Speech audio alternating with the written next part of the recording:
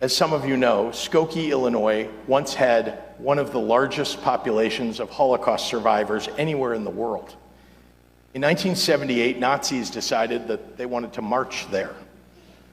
The leaders of that march knew that the images of swastika-clad young men goose-stepping down a peaceful suburban street would terrorize the local Jewish population, so many of whom had never recovered from their time in German concentration camps.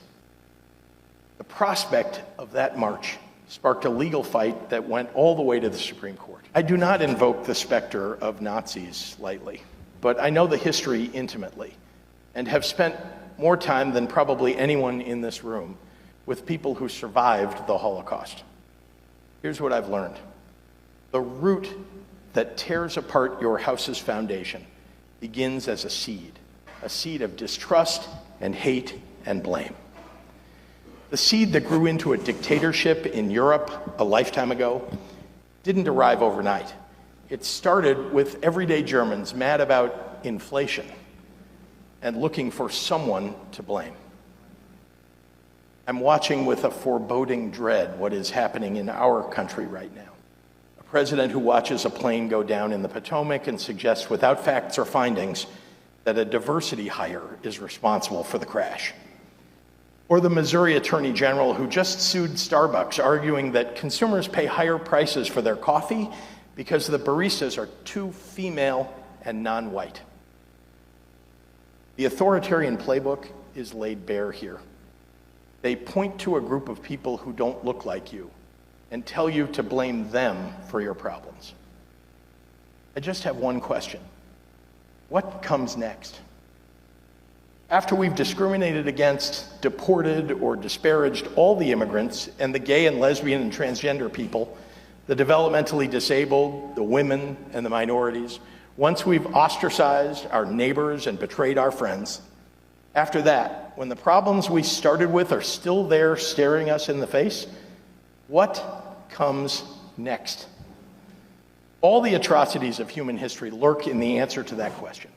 And if we don't want to repeat history, then for God's sake, in this moment, we better be strong enough to learn from it. My oath is to the Constitution of our state and of our country. We don't have kings in America, and I don't intend to bend the knee to one.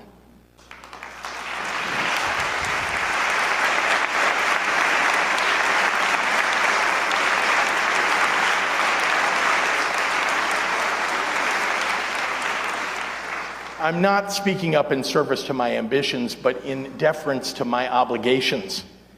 If you think I'm overreacting and sounding the alarm too soon, consider this.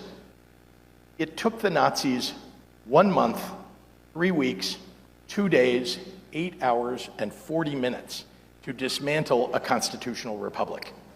And all I'm saying is that when the 5-alarm fire starts to burn, every good person better be ready to man a post with a bucket of water if you want to stop it from raging out of control.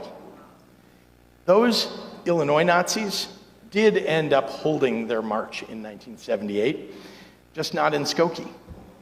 After all the blowback from the case, they decided to march in Chicago instead. Only 20 of them showed up. But 2,000 people came to counter-protest. The Chicago Tribune reported that day that the rally sputtered to an unspectacular end after 10 minutes. It was Illinoisans who smothered those embers before they could burn into a flame.